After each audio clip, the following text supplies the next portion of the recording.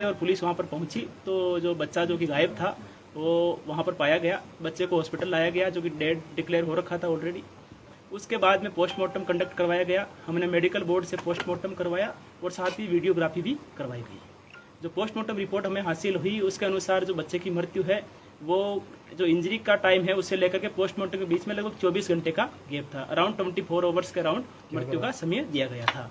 कुछ लोगों ने एक झूठी खबर भी फैलाई थी कि लगभग 8 घंटे के आसपास मृत्यु हुई है। वो बिल्कुल निराधार और असत्य है। जो मृत्यु का जो समय है वो लगभग 24 घंटे के आसपास का है। जो पोस्टमार्टम रिपोर्ट है उसमें जो इंजरी है वो केवल एक इंजरी दी हुई है और साथ ही जो मृत्यु का कारण है वो स्ट्रेंगुलेशन यानी गला घोट करके हत्या की गई है। उसके बाद में जिस महिला ने उस डेड बॉडी को वहाँ पर आवाज़ सुनते हुए देखा था और जिस एक स्वर्ण दे नाम की महिला के बारे में उसने कहा था कि वो उस समय छत से नीचे उतर रही थी, उसको भी और वहाँ पर उनकी जो बहू थी धनवंती उनको भी हमने शामिल जांच किया था। उसके बाद में सुबह वाला जो एपिसोड था जो डेड बॉडी छत से उठा करके पास में टीन शेड पे फेंकने का, उसमें उनकी भूमिका हमें लग रही थी, लेकिन जो बच्चे की जो हत्या है उसमें कोई उनकी स्पष्ट भूमिका सामने नहीं आ पा रही थी। इसके बाद में हमने जो बच्चा लास्ट बार जिसके पास में देखा गया था, अंजलि नाम की जो औरत है उसके पास में देखा गया था, उससे हमने पूछताछ शुरू करी। काफ़ी गहनता से पूछताछ की गई। उसके बयानों में काफ़ी विरोधाभास पाया गया। इससे हमारी उसके घटना में शामिल होने की आशंका और बढ़ गई थी। काफ़ी गहनता से पूछताछ के बाद में उसने अपनी भूमिका इस घटनाक्रम में स्वीकार की थी और साथ ही हम उसके बाद में जो उसने बताया था उसके आधार पे मौके पे लेके गए और काफ़ी जो मामले से रिलेटेड और रिलायबल एविडेंस वहाँ से हमें बरामद हुए। जो अंजलि नाम की जो आरोपी है उसने ये स्वीकार किया था कि बच्चा उसके पास में सुबह के समय आया था और वो वहाँ पर गेम खेल रहा था। उस समय उसकी जो बहन है वो भी आई थी, लेकिन वो बाद में वापस चली गई थी।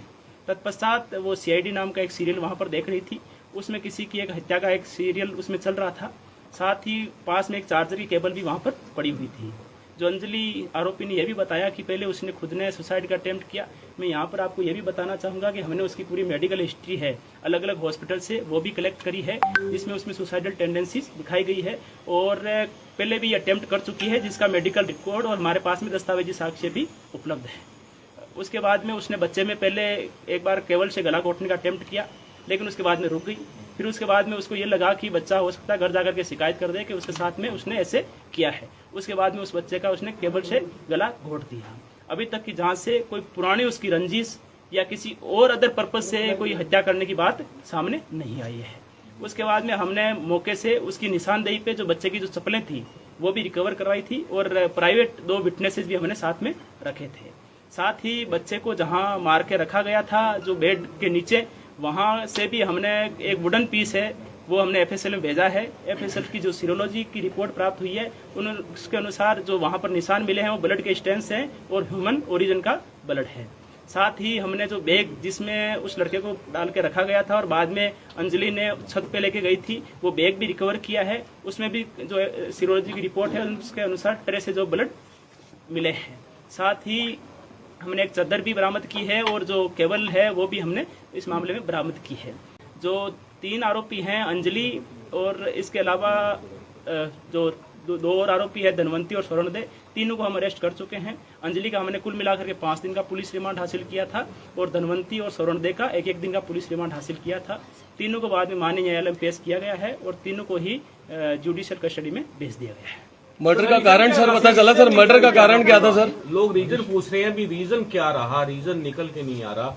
लोग सिर्फ इसी बात पर ही वो कहते हैं कि कारण बताया जाए। कारण देखिए, जैसा कि मैंने आपको बताया, जब हमने इसको अरेस्ट किया था तब हमने काफ़ी सारे इनके डॉक्यूमेंट्स घर से रिकवर किए थे, जिसमें इसका काफ़ी अलग अलग हॉस्पिटल से इलाज चला हुआ था। इसके बाद में हमने उन हॉस्पिटल से भी उसको रिकन्फर्म वापस किया है, वहाँ से भी हमने उन डिटेल में रिपोर्ट ली है। साथ ही हमने कल्पना चावला हॉस्पिटल में एक मेडिकल बोर्ड भी गठित करवाया था। उसके अनुसार भी रिपोर्ट में भी ये सामने आया कि इसको कुछ साइकोलॉजिकल इश्यूज इस लेडी को थे, कुछ सुसाइडल टेंडेंसी भी थी और फिट्स ऑफ एंगर, मतलब बार बार कभी ऑल ऑफ सडन गुस्सा आना, इस प्रकार की भी इसमें वो पाई गई थी। हमने एक डिटेल्ड रिपोर्ट के लिए बोर्ड को लिखा है, लेकिन बोर्ड ने कहा है कि हमें कुछ ऑब्जर्वेशंस में रखना पड़ेगा और उसके बाद में हम इसको डिटेल में रिपोर्ट देंगे। तो अभी तक जो इश्यू सामने आया है, जो कुल मिलाकर के जो बात सामने आई है वो यही है कि जो पुराना इसका मेडिकल ट्रीटमेंट का इतिहास रहा है उसके हिसाब से, और जो बार बार कभी कभार गुस्सा जो आने की शिकायत में जो उसमें रहती है, और साथ ही में ही जो साइकोलॉजिकल इश्यूज है उसकी वजह से उसने ऐसा किया है। सर किसी बोर्ड से भी जांच करवाई गई है? जो परिवार के लोग हैं, सिर्फ परिवार के लोगों ने ये दावा किया था कि तांत्रिक विद्या से रिलेटेड मामला है, बच्चे का लिंग कटा हुआ है, उसको हथौड़ों से मारा गया, दांत गिरे हुए हैं, हाथ में बाल है। क्या पोस्टमार्टम रिपोर्ट में भी परिवार के लोग मौजूद थे? इस तरह की बातें सामने क्यों आई जिसकी वजह से मीडिया में भी ये सब कुछ चला? देखिए, कुछ जो ये खबरें थी ये बिल्कुल गलत फैलाई गई, बिल्कुल ही असत्य है और निराधार है।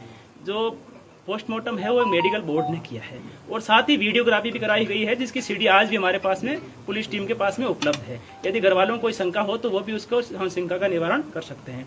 बाकी जो इंजरीज का जो जिक्र किया गया प्राइवेट पार्ट्स पे या हथौड़ा मार करके चोट पहुंचाने का, यह बिल्कुल बेबुनियाद है, बिल्कुल गलत है। सर, सीबीआई की जांच परिवार कर रहा है। कोई चोट नहीं थी, ऐसी कोई भी चोट नहीं है। थोड़ी सिर के आसपास में थोड़ी सी स्वेलिंग है, वो भी एक्सटर्नल इंजरी, उसमें भी एक्सटर्नल इंजरी नहीं है।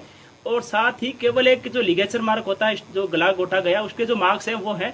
और जो केबल हमने रिकवर करी है, डॉक्टर से हमने ओपिनियन भी ली है, डॉक्टर ने भी अपनी ओपिनियन ये दी है कि जो केबल आपने पुलिस ने जो रिकवर करके डॉक्टर को दिखाई है, उससे उस इंजरी के आने की पूरी संभावना है। जो ब्लड था, जो बच्चे का जो ब्लड जैसे कान से निकला है, आंख से निकला है, नाक से निकला है, सर इस बारे में लोग जानना चाहते हैं कि जब बच्चे का गला घोट दिया तो फिर ये ब्लड क्यों निकला? सर देखिए, ये आप अगर किसी भी मेडिकल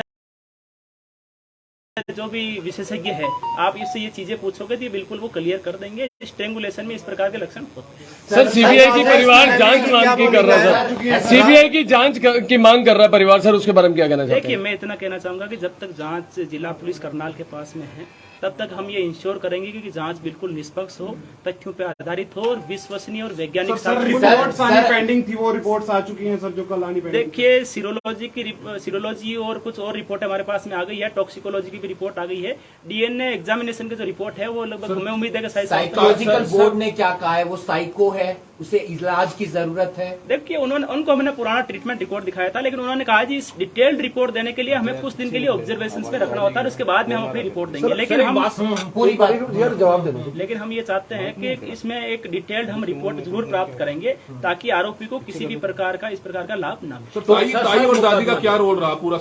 सर देखिए, जो धनवंती और जो स्वर्णदेव को हमने अरेस्ट किया है, वो जो सुबह का घटनाक्रम था, जब उन्होंने डेड बॉडी वहां पर देखी तो उनकी ये जिम्मेदारी बनती थी कि तुरंत पुलिस को इत्तला करें। तो इसके बावजूद भी उन्होंने किसी और की छत पर रख देते हैं ताकि डाउट उन पे जाएगा, बॉडी को उठा करके वहां से वहां फेंक दिया। बॉडी को छत पे कितने बजे रखा गया? बॉडी का जो छत पे रखने का जो टाइम है वो लगभग जो एग्जैक्ट अभी 3:30 के लगभग बाद में रखा गया है। 3:30। देखिए, मैंने जो आज से आपको बताया, पुलिस और ग्रामवासियों के सहयोग से सर्च अभियान चल रहा था। उस समय गांव के लगभग बाहर की फिरनी के आसपास में सर्च अभियान चल रहा था। लेट दर्ज हुआ सर, बच्चे की गुमशुदगी का जो मुकदमा था FIR के अंदर 8:50 शाम का दिया गया सर, वो एक्चुअली में दर्ज कब हुआ था? इन्फॉर्मेशन कब आई थी सर? देखिए, इन्फॉर्मेशन जैसे कि मैंने आपको बताया, हमारे पास में 3 बजे के आसपास इन्फॉर्मेशन प्राप्त हुई थी, तभी मैंने एसएचओ को कॉल भी किया था और एसएचओ को संज्ञान में पहले से ही मामला था। वहां पर टीम मौके पर गई थी, तुरंत बाबा पे आशंका जाहिर की और तुरंत टीम बाबा को लेने के लिए निकल गई थी। उसके बाद में घर वालों से कांटेक्ट किया गया कि आप साथ में थाने में भी आ जाओ, ताकि आप रिपोर्ट भी दर्ज कर सके, फॉर्मल औपचारिक रूप से मुकदमा भी दर्ज हो सके। तो जैसे ही हमारे पास में रिटर्न में कंप्लेंट आई, उसी समय मुकदमा अंजलि ने ये बात बोली है कि अंजलि ने ये बात बताई है कि वो उसका भी मर्डर करना चाहती थी, लेकिन उसके ऊपर उसका बस नहीं चल रहा था। जो हमने इंटरव्यू किया उसमें ये बात थी। तो इससे कहीं ना कहीं लगता है कि जो अंजलि उसका मानसिक संतुलन इस तरह का था, मार वो किसी को भी सकती थी। सर देखिए, ये बात जरूर हमारी पूछताछ में भी सामने आई थी, लेकिन जिस प्रकार से मारने के बाद में भी जो उसके द्वारा प्लानिंग की गई, बैग को जो बच्चे को छिपा कर रखना, फिर बैग में डाल देना, फिर रात के टाइम जब कोई गली में दिख नहीं रहा उस समय उसके दूसरे की छत पे रख आना, तो ये सारे इश्यूज हैं जिसका हम डिटेल्ड में असेसमेंट करवाएंगे और हम चाहेंगे कि आरोपी को इसका किसी भी प्रकार से लाभ न। सर, वो जेल में सुसाइड ना करे, क्योंकि उसने भी पहले कई बार सुसाइड किया है, तो उस तरीके से आप लोग कितनी सुरक्षा में रखेंगे? देखिए, मैं आज जेल सुपरिटेंडेंट से भी उनको भी अवगत करवा रहा हूँ कि इस संबंध में इस जो आरोपी है इस पे विशेष निगरानी रखी सर। राजेश और जो लवली है सर, इन दोनों का क्या सीन रहा? क्योंकि गांव का और परिवार का दबाव ज्यादा राजेश की फैमिली पे था सर।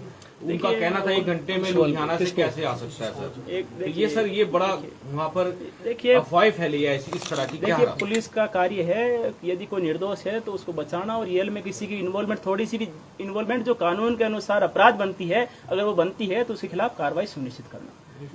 जो राजेश का जो इस पे कुछ लोगों ने आशंका जाहिर की है या उसकी भूमिका को संदिग्ध माना है, उसके संबंध में हमने उनका फोन भी रिकवर किया है उसका, और जो उसकी फोन में कुछ कॉल रिकॉर्डिंग्स भी हमें मिली है, तो उसमें ऐसी कोई हमें कुछ संदिग्ध नहीं लगा जिसके आधार पर उसकी भूमिका इस मामले में जाहिर हो। साथ ही हमने लवली जो कि अंजलि का पति है अंजलि और राजेश, तीनों के फोन है वो फॉरेंसिक लैब में भेजे हैं, ताकि इनकेस यदि छोटा मोटा घर वालों को डाउट भी हो कि उनको डाटा डिलीट कर दिया तो वो भी हम रिकवर करवा सकते अंजलि हैं। के बारे में सर कुछ चैटिंग भी हुई थी, अंजलि को डाउट था कि मेरा नाम आ सकता है, बीच में वो चैटिंग भी बताई जा रही है। जो दोनों से हमने अलग अलग पूछताछ भी करी थी इस मामले में, तो उसने जो अंजलि है उसने लवली को पोस्टमार्टम के दौरान ये पूछा था कि क्या पोस्टमार्टम हो गया है, तो उसने कहा कि अभी चल रहा है। तो अंजलि ने पूछा कि हो सकता है उस पर मेरे फिंगरप्रिंट आए, तो उस टाइम लवली ने इस बात पे उतना गौर नहीं किया था। लेकिन जो चैटिंग है वो डिलीट हो रखी है, जो पूछताछ के दौरान सामने आया है। तो दोनों तरफ से डिलीट है सर, दोनों तरफ से डिलीट है। तो हमने दोनों के ही फोन जो है वो साइबर फॉरेंसिक लैब में डाटा जो डिलीटेड डाटा है उसको रिकवर करने के लिए भेजा। सर पुलिस पहले दिन से चाह रही थी कि असली कसूरवार जो है वो पकड़ा जाना चाहिए, लेकिन क्यों आखिरकार माहौल बिगड़ा, क्यों आखिरकार पुलिस पर ही आरोप लगते रहे कि पुलिस से संतुष्ट नहीं है, ऐसा क्यों हुआ? देखिए ऐसा है, 4 साल के बच्चे की मृत्यु होना बड़ी एक दुखदायी घटना थी, एक दुर्भाग्यपूर्ण घटना थी। जिला पुलिस भी चाहती थी कि इस मामले में जल्दी से जल्दी असली जो आरोपी जो इसमें इन्वॉल्व रहे हैं उन तक पहुंचा जाए। लेकिन क्योंकि साथ में हमारा काम ये भी इंश्योर करना था कि जांच है वो साक्ष्य का आधारित हो और विश्वसनीय हो, तो हम कुछ रिपोर्ट्स का भी वेट कर रहे थे एफएसएल से। हमें बड़ी मदद मिली एक्चुअल में, एफएसएल से हमें कुछ रिपोर्ट्स बड़ी टाइमली भी मिली, जिससे भी हमें इन्वेस्टिगेशन को आगे बढ़ाने में बड़ी मदद मिली। साथ ही हमने जो पोस्टमार्टम जो रिपोर्ट है उसकी भी जो विशेषज्ञ है उनसे भी पोस्टमार्टम रिपोर्ट के बारे में डिटेल से हमने उनसे भी मदद ली। और पहले दिन पे डाउट किया गया, उनका रोल केवल सुबह सुबह के घटनाक्रम में मिला, जो दिन का जो घटनाक्रम था उसमें उनकी पुष्टि नहीं हो पा रही थी। इसके बाद में हमने अंजलि से पूछताछ की और फिर हम एक्चुअली में वास्तविक आरोपी तक पहुंचे। सर कर्नाटक के लोगों को, हरियाणा के लोगों को जिनकी नजर थी इस पूरे मामले में, आश्वस्त करना चाहेंगे कि जो जांच हुई है ठीक है, सभी सही आरोपी फिलहाल यानी कि जेल में है? देखिए डेफिनेटली जो भी कोई बात हम कह रहे हैं तो बड़ी जिम्मेदारी के साथ में और सबूतों के आधार पे कह रहे हैं, और जैसे ही डीएनए एग्जामिनेशन रिपोर्ट आएगी तो और हमारी जो बात है वो और पुख्ता हो जाएगी। जितने भी अभी तक पुलिस ने जांच करी है, हमने ये सुनिश्चित करने का प्रयास किया है कि हम एक मामले में प्रभावी और निष्पक्ष जांच करके एक अच्छा केस माननीय न्यायालय के समक्ष पेश करें और इस मामले का प्रभावी अभियोजन इफेक्टिव प्रोसिक्यूशन भी सुनिश्चित हो, ताकि मामला अल्टीमेटली कन्विक्शन तक पहुंचे। डीएनए के लिए सर क्या क्या चीज भेजी गई? डीएनए के लिए अगर मेडिकल बोर्ड ये कह देता है ये साइको है तो फिर उसके बचने के चांसेस हो जाएंगे। देखिए मैंने जैसे कहा कि क्योंकि इस मामले में अभी काफी सारे जो पहलू है, जो हर कोई पहलू में आपको मीडिया के समक्ष अभी नहीं रख सकता, लेकिन हम मेडिकल बोर्ड के समक्ष जो बोर्ड कॉन्स्टिट्यूट करवाया है हमने, उनके समक्ष डिटेल में सारी चीजें हम रखेंगे और उसके बाद में एक असेसमेंट रिपोर्ट प्राप्त होगी। और मुझे उम्मीद है कि इस मामले को हम जहां अंजाम तक, जो सभी लोग चाहते हैं कि ये मामला एक अंजाम तक पहुंचे और इसमें जिस का भी जितना भी रोल रहा है उसको सख्त सजा मिले। टॉक्सिकोलॉजी रिपोर्ट प्राप्त हो गई है। टॉक्सिकोलॉजी रिपोर्ट के अनुसार बच्चे को पहले से किसी प्रकार की कोई ड्रग्स या कोई जहरीला पदार्थ नहीं दिया गया। सर सामाजिक ताना बाना टूट गया है, अब लोग अपने बच्चों को अपने नजदीकी रिश्तेदारों के पास नहीं छोड़ सकते हैं, विश्वास नहीं कर सकते हैं। सर ये बहुत बड़ी एक बुराई सामने निकल कर आ गई है, इसके लिए प्रशासन क्या सोच रहा है? देखिए हमारे समाज का सामाजिक ताना बाना अभी भी बहुत मजबूत है और काफी जो लोग हैं वो बड़े प्यार से रहते हैं। कुछ कुछ ऐसे उदाहरण समाज में कभी कभी आते रहते हैं और इसी के लिए ही जो जितनी एजेंसी है इनका गठन किया गया है। हमें ये सुनिश्चित करना चाहिए कि यदि किसी प्रकार का कोई उदाहरण ऐसा हमारे सामने आए तो उसमें सारे समाज के लोग आपस में मिलकर के उस व्यक्ति को जो सख्त सजा मिलनी चाहिए वो जरूर मिले। आखिरी सवाल है कि बहिष्कार हुआ था राजेश के परिवार का, लवली का जो परिवार है अब उसका भी होगा, उनकी सुरक्षा को कैसे सुनिश्चित किया जाएगा? क्योंकि आपने तो खुलासा कर दिया लेकिन अभी भी जो गांव के लोग हैं वो कहीं ना कहीं उसी परिवार के ऊपर उंगली उठा रहे हैं। उनकी सुरक्षा को लेकर सर क्या कुछ किया जाएगा? वो भी एक इम्पोर्टेंट फैक्टर है इसमें। सर इसी में परिवार भी आरोप लगा रहा है कि राजेश के परिवार को बचाने का प्रयास किया जा रहा है। परिवार के लोग, देखिए हमारा काम सही जांच सुनिश्चित करना है, ना कि किसी को झूठा बचाना या किसी को झूठा फंसाना। ये हमारा काम बिल्कुल नहीं है। जो जिला पुलिस है वो बिल्कुल प्रोफेशनल ढंग से काम कर रही है और ये सुनिश्चित करने का पुलिस ने पूरी तरह से प्रयास किया और किया भी है कि इस मामले में जो एक्चुअल आरोपी है और जिसकी जितनी भूमिका है उसके हिसाब से जो मामला है वो माननीय अदालत तक पहुंचे और माननीय अदालत में हम अपना जो मामला है बिल्कुल अच्छे ढंग से रखें।